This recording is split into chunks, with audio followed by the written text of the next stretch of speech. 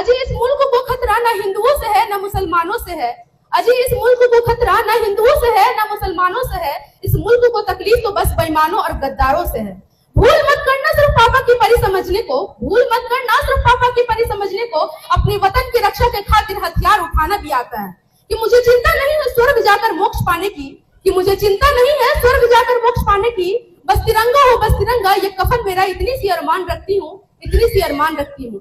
देशभक्ति और राष्ट्र निर्माण है क्या, कि देशभक्ति और राष्ट्र निर्माण है क्या, तो मुझे आज खुलकर कहना है और आप सभी को सुनकर समझना है। तो आज मुझे खुलकर कहना है और आप सभी को सुनकर समझना है। मैं नहीं मानती कि राष्ट्रगान खड़े होकर 52 सेकंड में गाना ही देशभक्ति है। भारत माता की जय नारे जोरों से लगाना ही देशभक्ति है।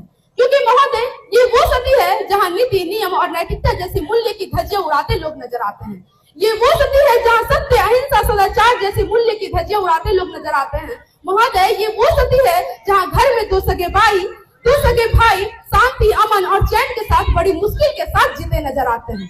जिस देश का युवा फेसबुक व्हाट्सएप इंस्टाग्राम जैसे सोशल नेटवर्किंग के साइट पर सेटिंग डेटिंग चैटिंग और फ्लर्टिंग के माया जाल में फंसे नजर आते हैं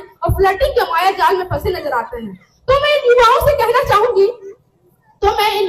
कहना चाहूंगी कि ए मोहनिंद्रा में सोने वाले लोग, अभी वक्त है तुम जाग जाओ, इससे पहले तुम्हारी नींद गई श्रेष्ठ कोना ले डूबे, अजी इस मुल्क को तकलीफ तो बस बेईमानों और गद्दारों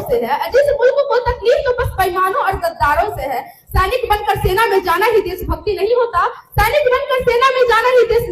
होता, आजादी की पूर्व बात कुछ और थी और आज की बात कुछ और है। तो मैं इन देशद्रोहियों से कहना चाहूंगी,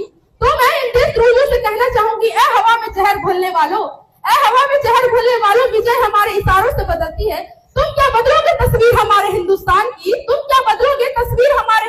की, शेरों के जिगर में माँ भारती बसती है। हमारा राष्ट्र निर्माण तब संभव होगा जब इस देश का कॉलेज विश्वविद्यालय राजनीति का अड्डा नहीं बल्कि वरण शिक्षा का मंदिर कहलाएगा। इस देश का राष्ट्र निर्माण तब संभव होगा जब परीक्षाओं के पेपर लीक नहीं किए जाएंगे और युवाओं के भविष्य के साथ खिलवाड़ नहीं किया जाएगा।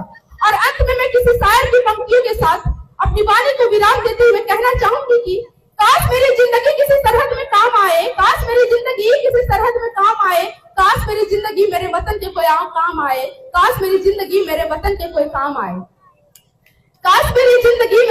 कोई काम आए, न खौफ है मौत का न आरज़ू है जन्नत की,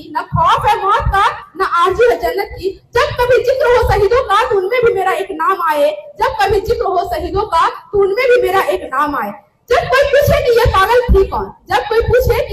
थी कौन, तो क्रांतिकारी की जय और इनकलाब का नाम लिख देना, उठाना तिरंगा झंडा और सीने पे हिंदुस्तान लिख